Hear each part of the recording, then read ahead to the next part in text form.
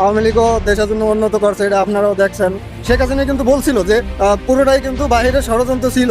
আমি একটি রাজনৈতিক পরিবারের সন্তান। আমার বাবা বাংলাদেশের প্রথম প্রধানমন্ত্রী ছিলেন, মুক্তিযুদ্ধের নেতৃত্ব দিয়েছেন। কারণ আমি মনে করি আমাদের মহান জাতীয় সংসদ হচ্ছে জনগণের আস্থার একটি স্থান। আমি অবশ্যই মাঠে থাকবো, কারণ আমি মনে প্রাণে বিশ্বাস করি আওয়ামী লীগের জন্য, বাংলাদেশের জন্য। সংসদে আওয়ামী লীগ নিষিদ্ধের প্রতিবাদে প্ল্যাকার্ড হাতে রাজপথে এবার কঠোর অবস্থানে সোহেল তাজ। আওয়ামী লীগ নিষিদ্ধ প্রত্যাহার করা না হলে সংসদ ঘেরাওয়ের হুঁশিয়ারি দিয়ে যা বললেন বাংলাদেশের প্রথম প্রধানমন্ত্রী তাজউদ্দিন আহমেদের ছেলে সোহেল তাজ। সাম্প্রতিক সময়ে দেশের মানুষের মতামতকে উপেক্ষা করে সংসদে আওয়ামী লীগ নিষিদ্ধের অবৈধ বিল পাশ করা হয়। বিএনপির এমন আত্মঘাতী সিদ্ধান্তের কারণে এটি নিয়ে তৈরি হয়েছে নানান তর্ক বিতর্ক।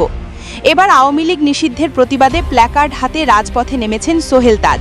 এবং আমি রাজপথে ছিলাম 2001 সালে, যখন 4 দলীয় জোট সরকারের শাসনামল ছিল। সেই সময় আমাদের সকল নেতাকর্মীদের উপর অত্যাচার, নির্যাতন, মামলা, হত্যাকাণ্ড, এই সকল কিছু মোকাবেলা করেছিলাম রাজপথে থেকে। ঠিক সেভাবে আমি রাজপথে থাকবো, গণতন্ত্রের জন্য, আওয়ামী লীগের জন্য। বিএনপিকে দিলেন কঠোর হুঁশিয়ারি। সোহেল তাজ বলেন, আমি রাজনৈতিক পরিবারের সন্তান। আমার বাবা ছিলেন বাংলাদেশের প্রথম প্রধানমন্ত্রী, কিন্তু আমি মনে করি আমাদের মহান জাতীয় সংসদ জনগণের একটি আস্থার স্থান। কিন্তু আমরা দেখতে পাচ্ছি সেই মহান সংসদে মানুষের আস্থা দিন দিন হারাচ্ছে। আওয়ামী লীগ নিষিদ্ধ করে বিতর্কিত আত্মঘাতী সিদ্ধান্ত নেওয়া হচ্ছে, তাই রাজপথে নামতে বাধ্য হয়েছি। আমি মনে প্রাণে আওয়ামী লীগ, সেই দলের জন্য রাজপথেও মরতে প্রস্তুত আছি। এদেশে আওয়ামী লীগের রাজনীতি ছাড়া বাংলাদেশ কল্পনা করাও কঠিন। এই দল কোনো ব্যক্তি বিশেষের দল নয়, এই দল গণমানুষের দল।